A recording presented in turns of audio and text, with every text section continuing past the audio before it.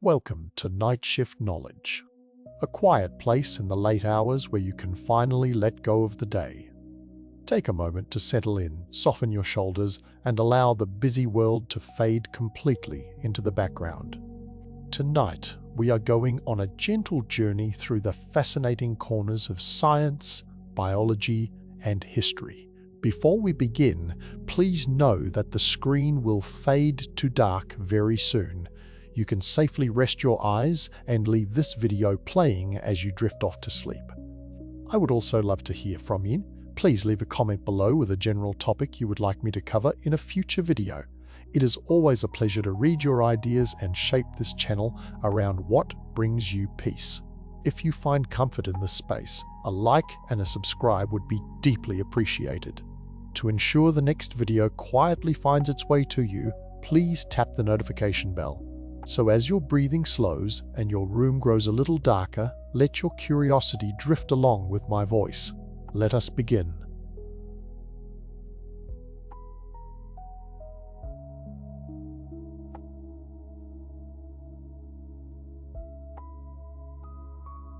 Imagine a kiss in the dark, not a lover's kiss, not a friendly peck on the cheek. This is a different kind of intimacy. It happens at night while you sleep. A slow, deliberate insect crawls onto your face, drawn by the warmth of your breath. It's called a kissing bug. Its true name is a triatomine. And its kiss carries a secret, a silent pandemic that has lived in the shadows for over a century. This bug doesn't bite to feed, it bites to drink your blood. And as it feeds, it does something else. It defecates right there on your skin.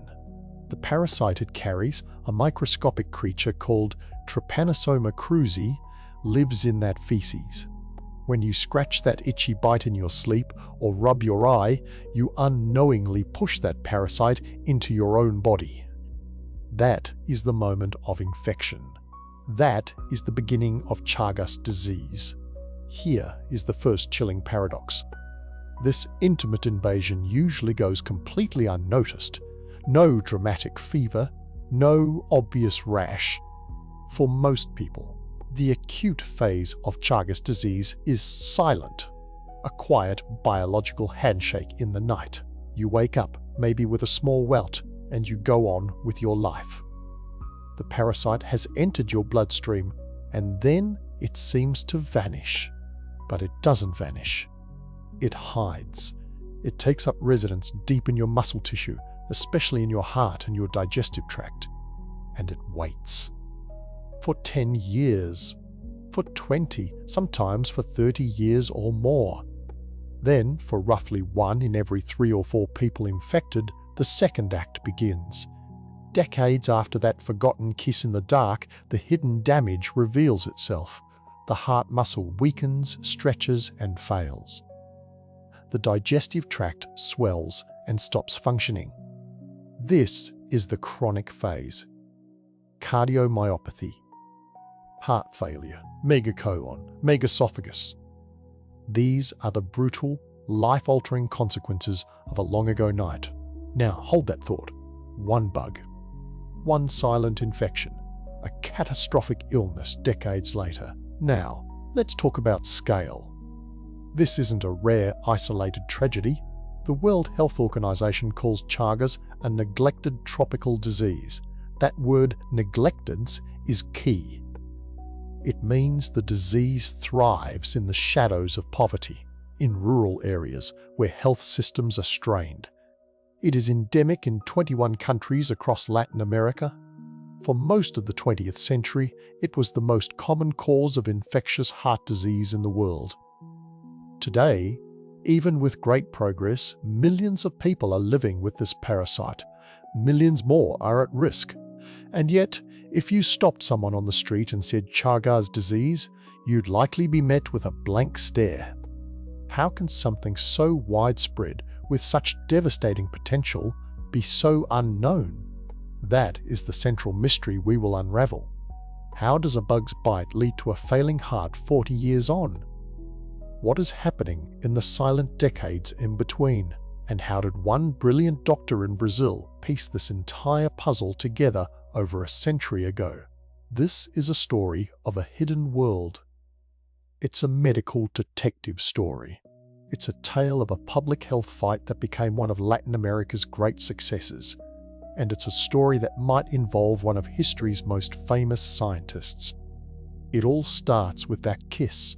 A kiss that carries a sleeping curse, a slow-moving time bomb set ticking in the human body. So picture that quiet bedroom. The sleeper, breathing steadily, the insect drawn close. It is a scene that has played out for thousands of years. A silent transaction. A pandemic passed one night, one home, one kiss at a time. This is where our story begins. In the dark.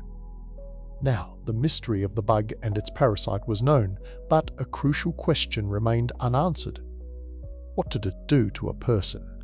That final, terrifying piece of the puzzle would be found not in a modern laboratory, but in a remote, forgotten railroad town. Our story moves to the Brazilian interior, in the state of Minas Gerais. The year is 1909. Imagine a place of dust and heat. A temporary settlement called Lassantes, built for workers constructing a railway. It was a place of profound poverty. Houses were simple, rustic huts, the kind with cracked walls and thatched roofs. The perfect hiding place for insects of the night. To this place came a young physician named Carlos Chagas. He was sent by the government to fight a malaria outbreak among the railroad workers. But Chagas was more than just a doctor. He was a medical detective. And he had a keen eye. He noticed the local people talked about a certain large winged bug that infested their homes. They called it the barbero, the barber bug, for its habit of biting on the face. Chagas remembered the peculiar parasite he'd seen in the bug's gut years earlier. A connection sparked in his mind. He began to collect these barbero bugs. He let them feed on laboratory animals. And then he examined the animal's blood. There it was, the same swirling, swimming parasite. Now he had proof the bug could transmit it. But the ultimate proof, the human proof, was still missing. Then, in a small hut in Lassantes, he met a 2-year-old girl named Berenice. She was feverish and lethargic, and her face was swollen. Chagas examined a drop of her blood under his microscope, and in that tiny sample he found them. The trypanosomes, the same parasites from the bug, here in a living, breathing child. It was a monumental moment. In one patient, Chagas could describe the acute phase of a brand new human disease. He documented Berenice's symptoms, the fever, the swelling, the malaise. He'd traced the entire cycle with his own eyes. From the bug, to the parasite in the bug, to the parasite in a human host, to the human illness it caused. He identified the villain, the weapon, and the crime scene. All by himself. This was, and still is, a unique feat in the history of medicine. Usually, discoveries happen in pieces. One scientist finds a microbe, another finds how it spreads, a third describes the illness. But Carlos Chagas did it all. He was a lone detective who solved the entire case. He named the parasite Trypanosoma cruzi after his mentor Oswaldo Cruz. And the disease itself would become known by his own name, Chagas disease. Word of his discovery spread quickly. At first, the world of tropical medicine was electrified. Here was a brilliant young Brazilian scientist who'd unveiled a completely new threat. He received accolades. International conferences wanted to hear him speak. For a moment, it seemed this disease would take its place among the great plagues to be conquered. But that moment of fame didn't last. The disease itself was part of the reason. The acute phase, what Berenice had, was often mild. Sometimes it had no symptoms at all. People didn't feel terribly sick. so they didn't seek help. The bugged bite was easy to overlook, and the most devastating consequences were hidden, locked away for decades. It was a silent, slow-moving emergency, and the world, then as now, struggles to pay attention to silent emergencies. There was another problem, a problem of geography and poverty. Chagas disease was a disease of the forgotten places, of rural huts and urban slums. It affected the poor, the marginalized, those far from the halls of power and modern medicine. In the grand narrative of global health, it began to fade into the background. A curious footnote from Brazil. Carlos Chagas himself would spend the rest of his life fighting for recognition of the disease that bore his name. He'd watch as initial excitement turned into global neglect. The perfect discovery was met with an imperfect response. Because the story Chagas uncovered was far more complex than even he could have known in 1909, he'd found the first act. But the true horror of this disease, its patient, secretive nature, was in the second act. An act that plays out over a human lifetime. To understand that, we need to follow the parasite itself on its strange and sinister journey inside us. Now, Carlos Chagas had found his bug and his parasite. He had seen the sickness it caused, but to truly understand the enemy, to fight it, he needed to know its secrets. How did it live? How did it move from the insect's gut into a human heart? How could it wait there, silent, for decades? The answer is a story of biological stealth. A life cycle of almost perfect deception. Picture the parasite itself, Trypanosoma cruzi. Under a microscope, it's a tiny, wriggling crescent. A single cell with a whip-like tail. But this simple organism is a master of transformation. It changes its very shape to survive in different worlds. The world of the bug, and the world of you. It begins with a kiss. But not the kind you think. A hungry kissing bug, often at night, finds a sleeping person. It doesn't bite like a mosquito. It pierces the skin with a long proboscis, like a drinking straw, to take a blood meal. And here's the first trick. The parasite isn't in the bug's saliva. It's in its gut, so as the bug feeds, it often defecates, right there on the skin. Its droppings are packed with the infectious form of the parasite, called trypomastogotes. Now the bite itches. The sleeper, half awake, scratches. Or perhaps they rub their eye. In that simple instinctive motion, they smear the bug's feces. They push those microscopic parasites across the invisible barrier of their body. Through the tiny wound from the bite itself, or across the delicate wet membrane of an eye, or the mouth. That's the kiss. A toxic, invisible transfer. Once inside, the trypomastogotes don't stay in the blood for long. They're invaders with a specific mission. They seek out cells, any kind of cell, but especially muscle cells. The cells of your heart, the cells of your digestive tract. They burrow inside, and once safe within the walls of that cell, they change. They transform into a different, rounded form. Here, they multiply.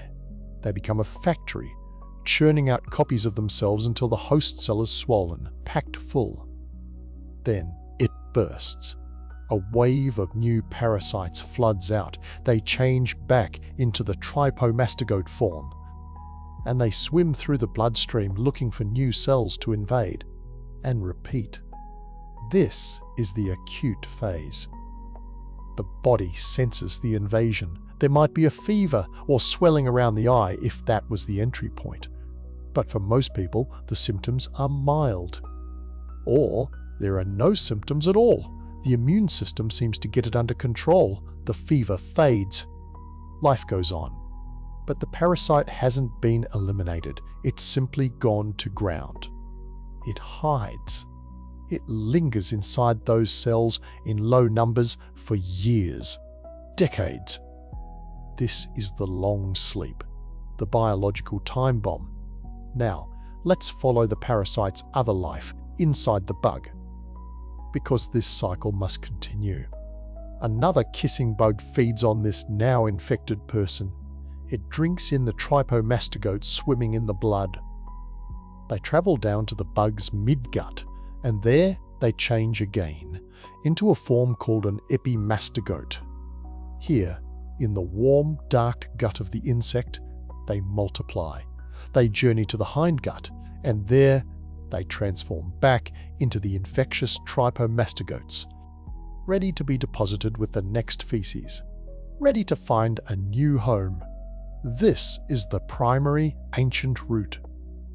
Bug to human, human to bug. But Trypanosoma cruzi is an opportunist. It found other roads into the human body.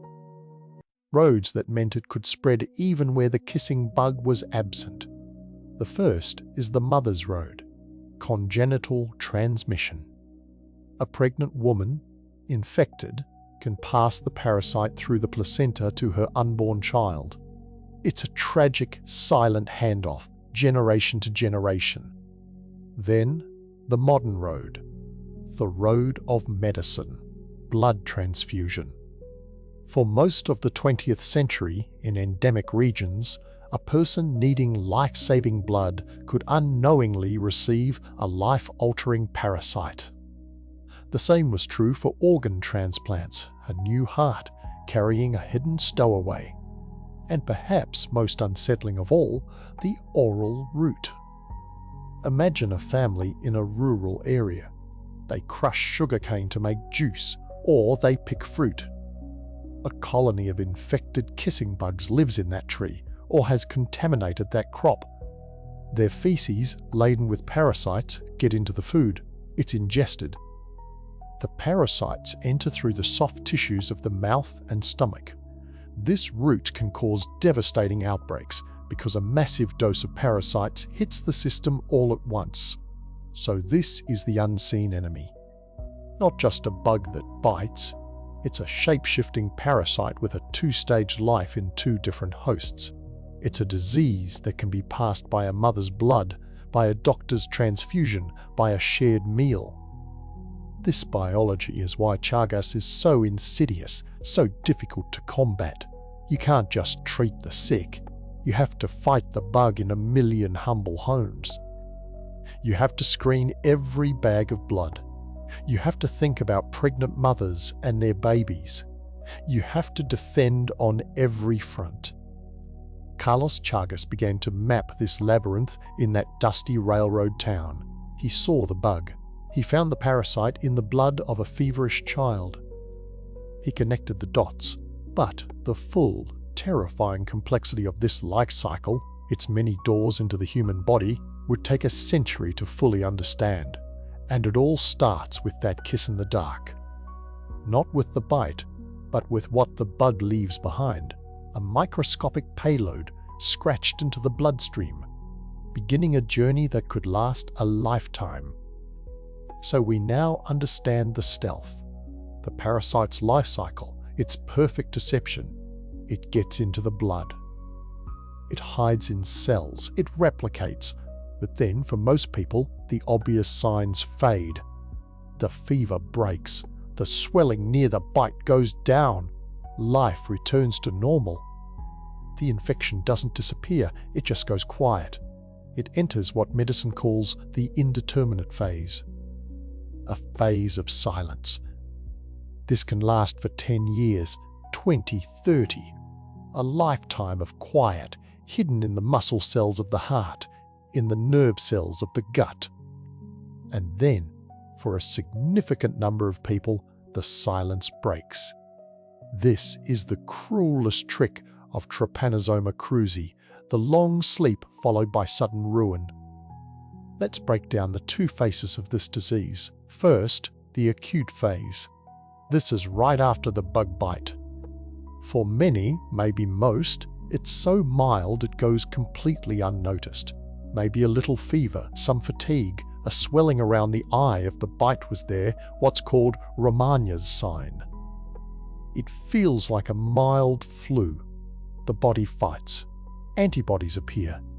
The number of parasites in the blood drops dramatically, and within weeks or months, the person feels fine. They forget all about it. They move on with their life, but the parasite hasn't left, it's just changed tactics. It burrows into deep tissue where the immune system can't easily find it. It's hiding, and there it waits. This is the chronic phase, and it's where Chagas disease earns its terrible reputation. For decades, nothing happens. Then, one day, maybe in a person's 40s or 50s, the damage announces itself. The heart begins to fail. It's a specific, devastating kind of heart disease called Chagasic cardiomyopathy. The parasite's long-term presence causes inflammation. It slowly destroys the heart muscle and its electrical system.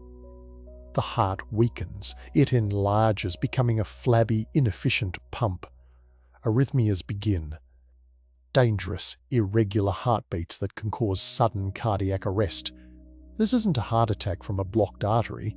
This is the heart's very structure and wiring, eaten away over a lifetime.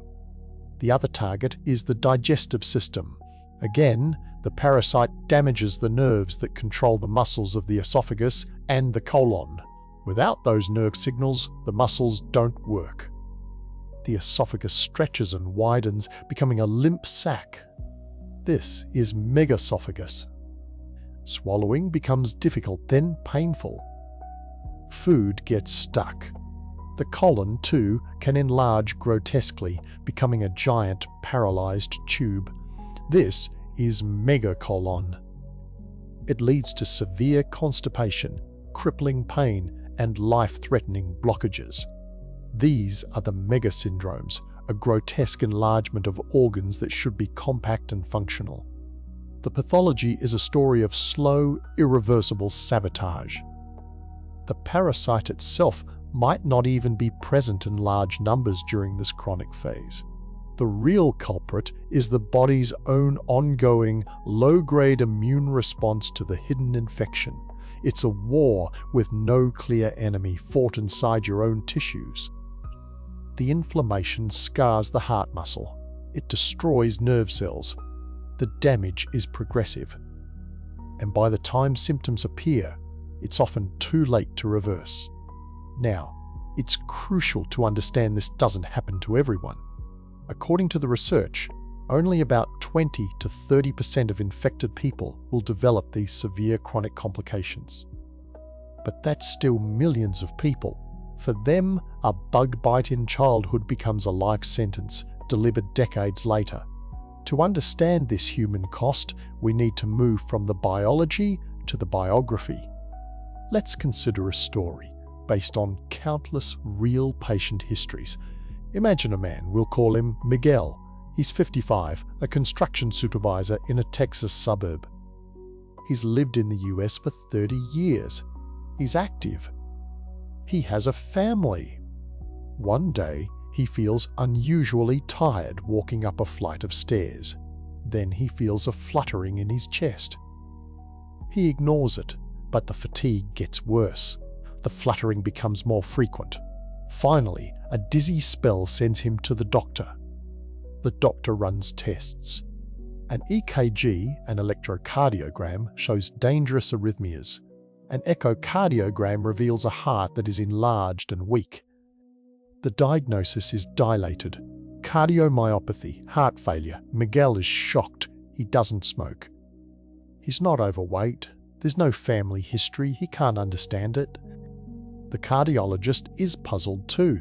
He starts asking questions. Where did you grow up? Miguel says he was born in a rural village in Mexico. He lived there until he was 25. The doctor asks a strange question next. Do you remember as a child ever being bitten by bugs at night? Maybe bugs with striped markings, Miguel thinks. It's a distant memory. The hot nights, the thatched roof of his childhood home. Yes, he says.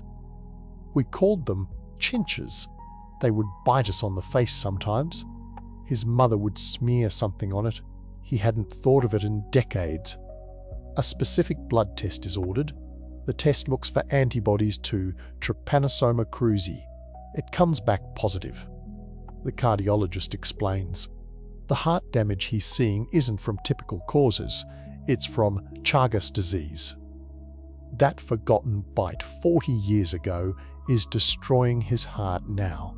For Miguel, the diagnosis is a bizarre double shock. First, the heart failure itself. Then, the revelation of its cause. A ghost from a childhood he thought he'd left behind. His present and his future are now hostage to his distant past. This is the signature of Chagas disease, the delayed betrayal. The gap between cause and effect is so vast it severs the link in the patient's mind. The disease hides in the shadows of time. It's this aspect that made it so difficult for doctors, even in endemic areas, to connect the dots for so long. A child's mild illness and an adult's fatal heart condition seemed like two separate stories. Carlos Chagas was the first to see they were one and the same. But by the late 20th century, the scale of the problem was undeniable. Millions across Latin America were entering this chronic phase of the disease.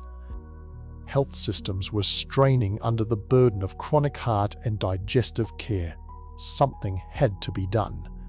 The question shifted from understanding the enemy to fighting it.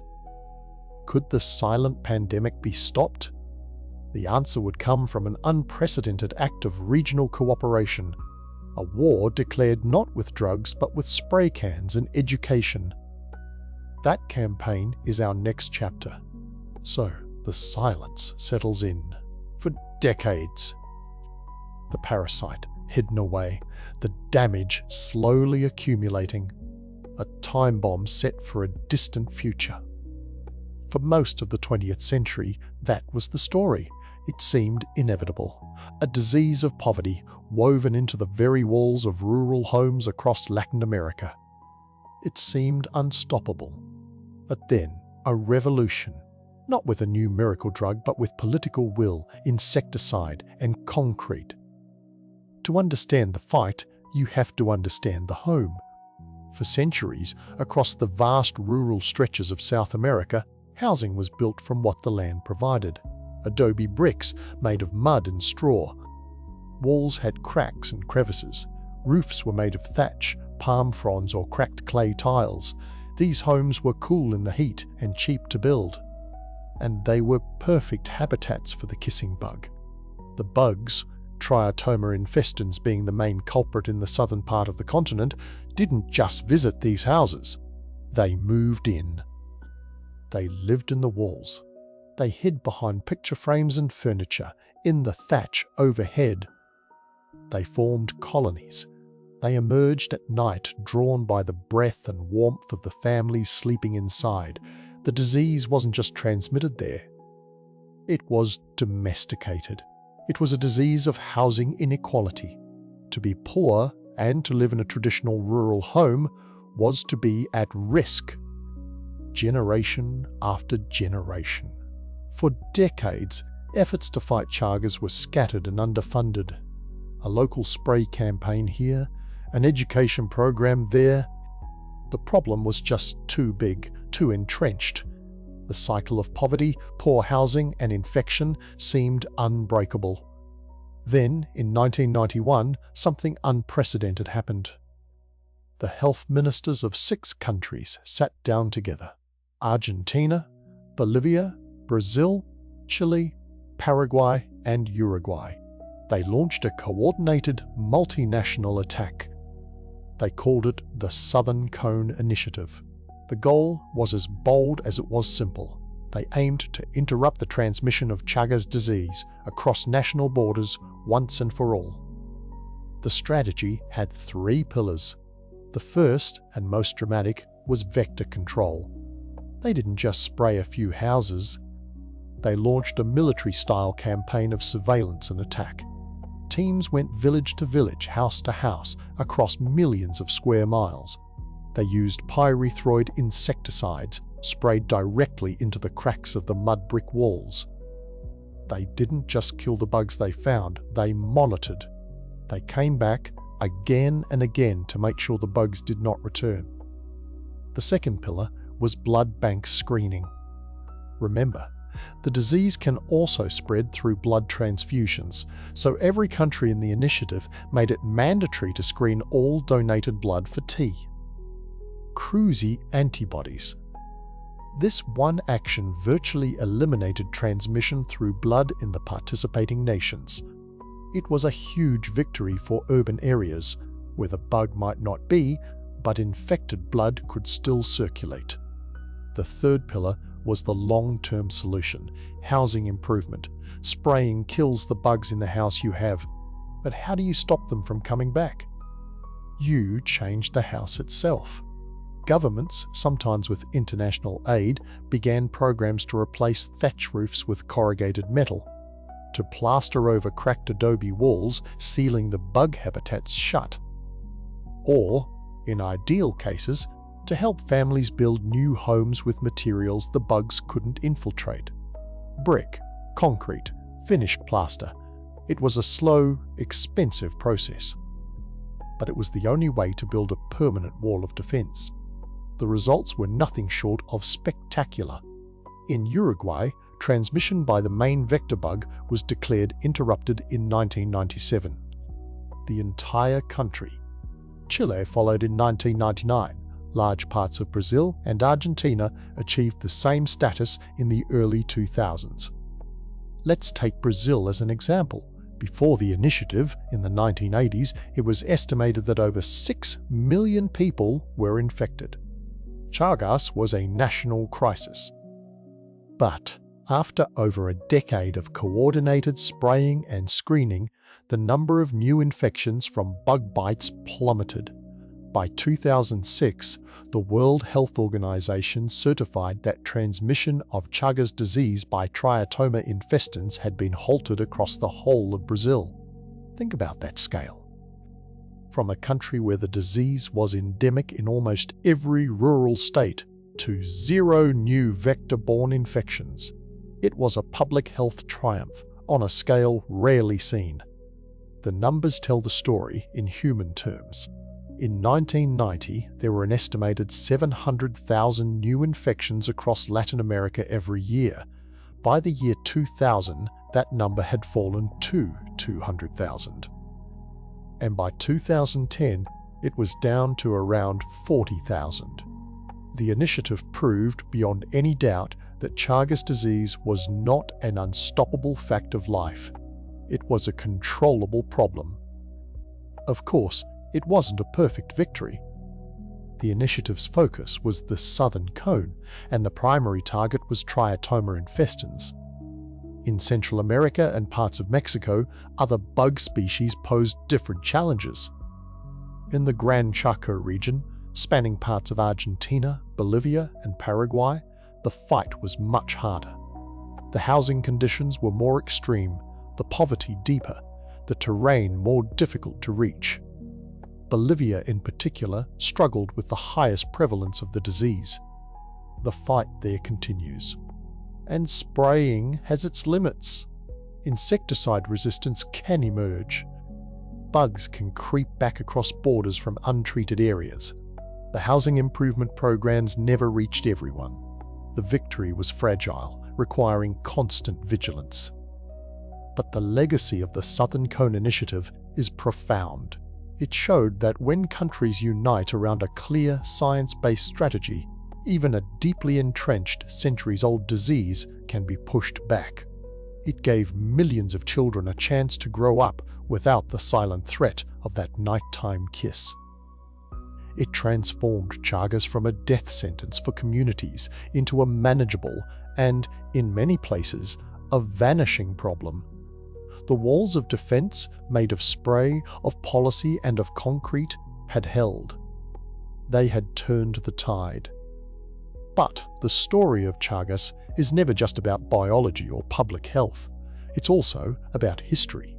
And one of the most intriguing questions of all involves a famous Victorian naturalist, a long, mysterious illness, and a very possible encounter with a bug in South America. That story is next. The public health battle we just heard about was fought in the 20th century. It involved concrete, political will, and insecticide. But the story of this disease, the story of the bug and its silent work, stretches back much further. It may have entangled one of the most famous scientists in history. Our story shifts from public health campaigns to a private, lifelong suffering. And it begins on a ship. The year is 1835. The HMS Beagle is charting the coast of South America. On board is a young, keen-eyed naturalist named Charles Darwin. He's 26, full of energy and meticulously observing everything. In March, the ship puts in at a place called Bahia Blanca in Argentina. Darwin goes ashore. He sleeps in the villages. One night, he has an encounter he would never forget. He writes about it in his journal. He describes being attacked by a large, winged insect. He calls it the benchuca. That's a native name, he writes, and I quote, "It is most disgusting to feel soft wingless insects about an inch long crawling over one's body. Before sucking blood, he notes they are quite flat, but afterwards they become round and bloated." In that moment, young Darwin, the consummate observer, does something astonishing.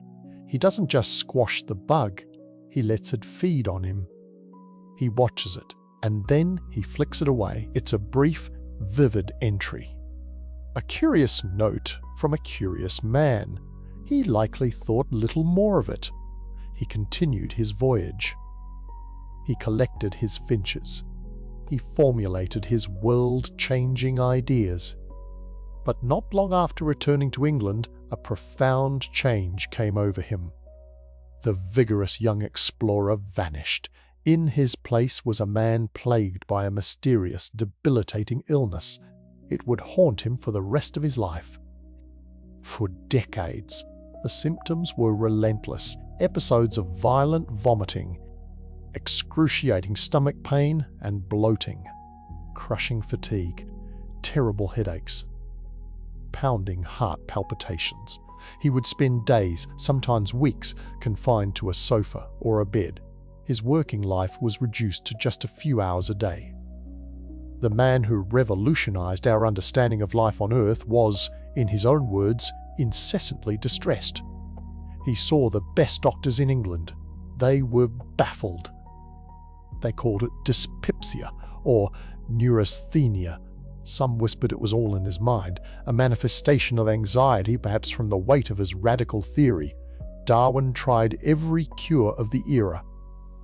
Ice baths, extreme diets, electrical stimulation. Nothing worked. For over a century, that's where the story sat. A great man and his great, unexplained malady. A historical curiosity. Then, in the late 20th century, a new theory emerged. A startling one. What if the answer wasn't in England? What if it had crawled onto him in Argentina that night in 1835?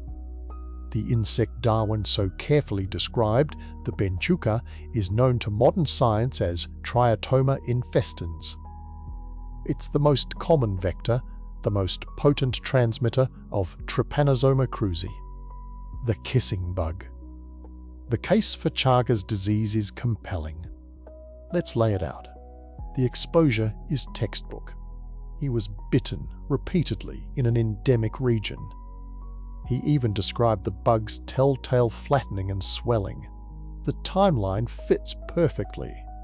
The acute phase of Chagas can be mild, even unnoticed. Then, after a silent period, the chronic symptoms emerge. Darwin's debilitating illness began after his return to England. Then, the symptoms themselves. The chronic gastrointestinal issues. The severe vomiting. The cardiac palpitations. The profound, unshakable fatigue. They align, point for point, with the chronic phase of Chagas disease, the megasyndromes. The cardiomyopathy. It's a clinical picture that would be familiar to any doctor in rural Brazil. There's more. In his later years, Darwin suffered from what he called angina, chest pain, and he died at age 73 after a severe heart attack. Chronic Chagas cardiomyopathy is a leading cause of heart failure and sudden death in endemic areas. The theory seems almost too perfect. The great naturalist, bitten by a bug, felled by a parasite whose life cycle is a brutal marvel of nature. A tragic, ironic footnote to his voyage of discovery. But history and medicine are rarely so neat. The Chagas hypothesis is just that, a hypothesis. And it has faced significant and serious challenges. The main problem is a lack of definitive proof. Darwin was buried in Westminster Abbey. We can't test his remains. So we're left with circumstantial evidence, the symptoms from his letters and diaries. Other doctors have looked at those same symptoms and seen other possibilities. Some modern diagnosticians suggest he suffered from cyclic vomiting syndrome. That's a severe inherited disorder that causes exactly the kinds of episodes he described. Others point to a rare form of migraine, or to a complex anxiety disorder made worse by the stress of his work and the controversy it sparked. His mother died when he was young, and he came from a family with a history of gastrointestinal complaints. The psychological angle can't be entirely dismissed. There's another geographical wrinkle.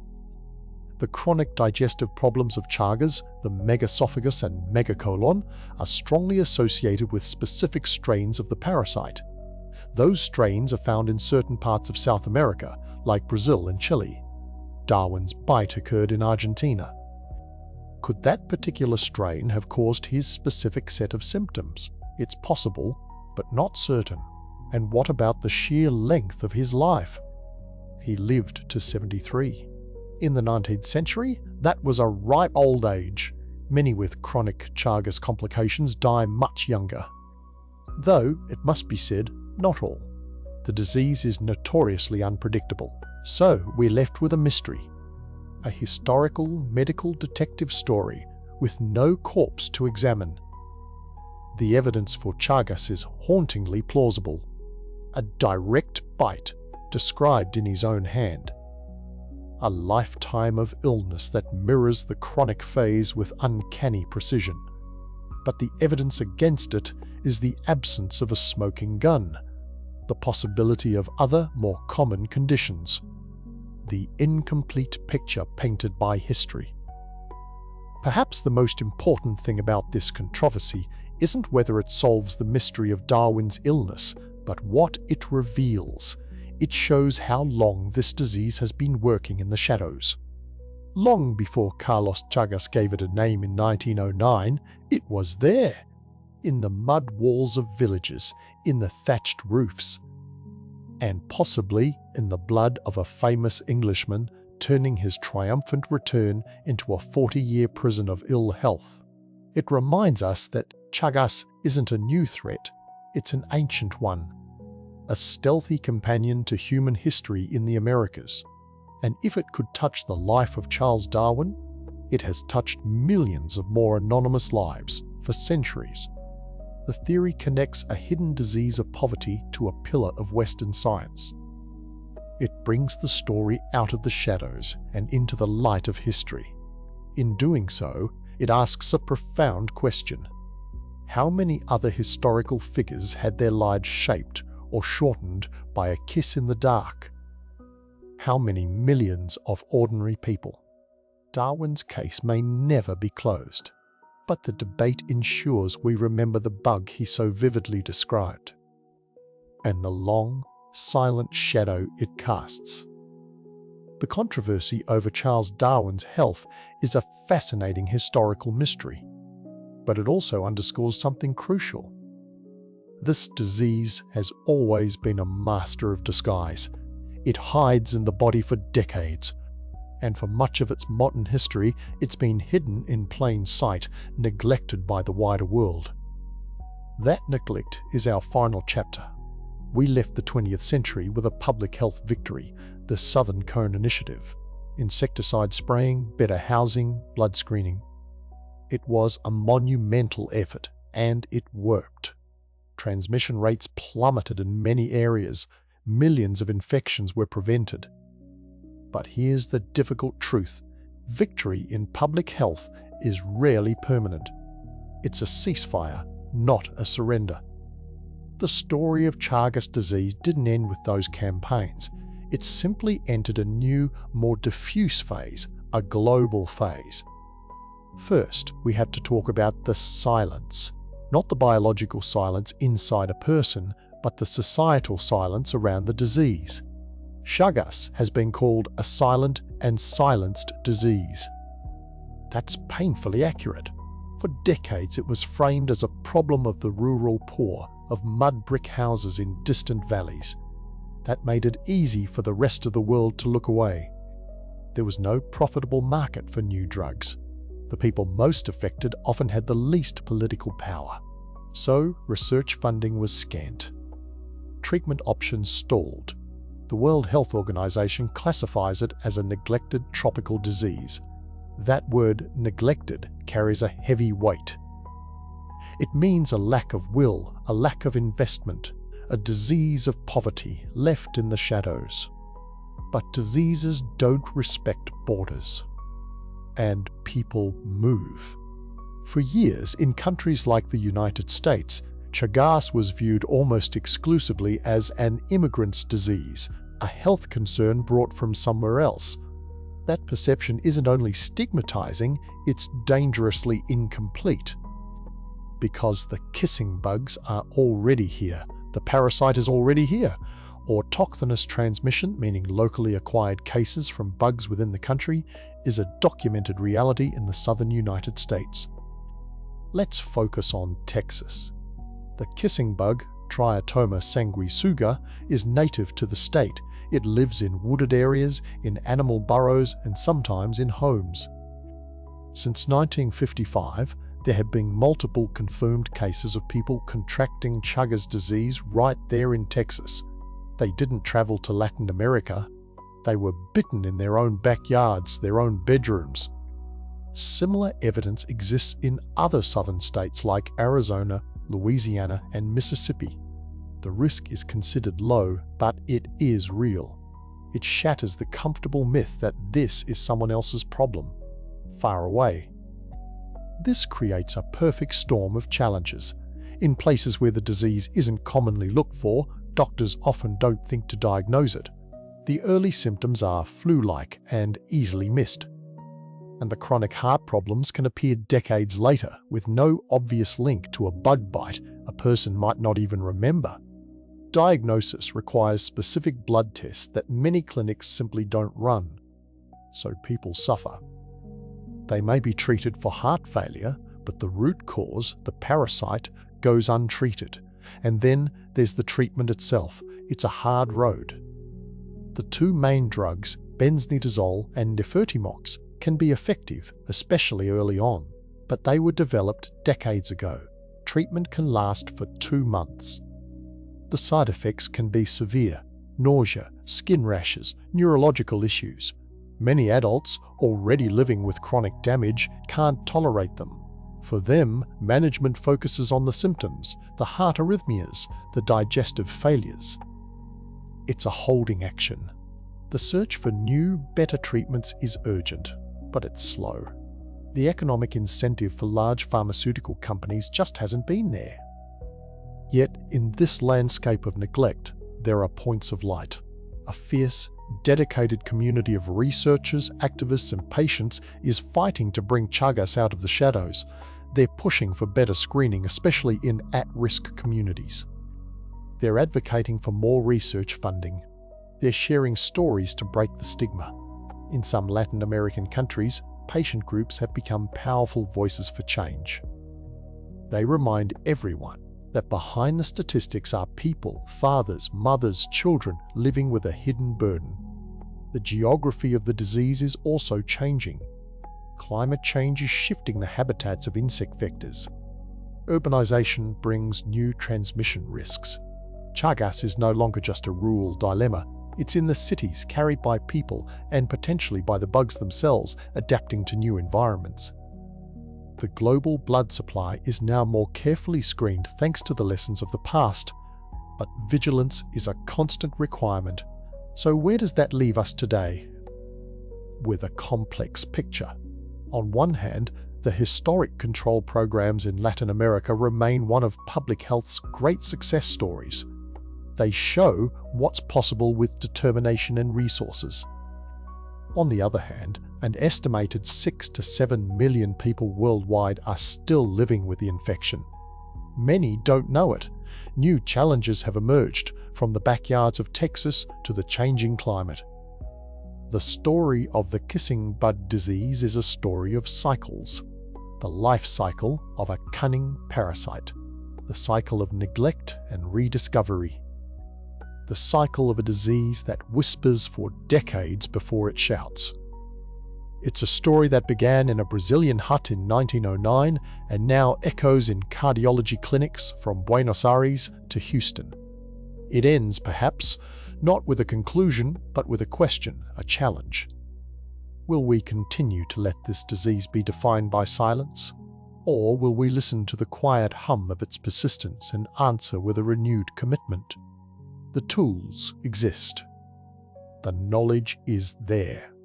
What's needed now is the global will to see it through, to finally bring a century of silence to an end.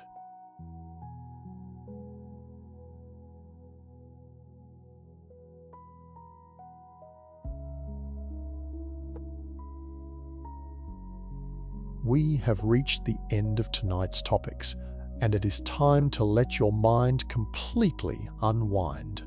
Whatever you learned tonight, let it fade into a soft hum as you drift off. Thank you for being a part of Night Shift Knowledge and sharing this quiet space with me. Remember to leave a topic suggestion for next time if you are still awake, but for now, just rest. Sleep well, and I will be here the next time you need to quiet your mind. Good night.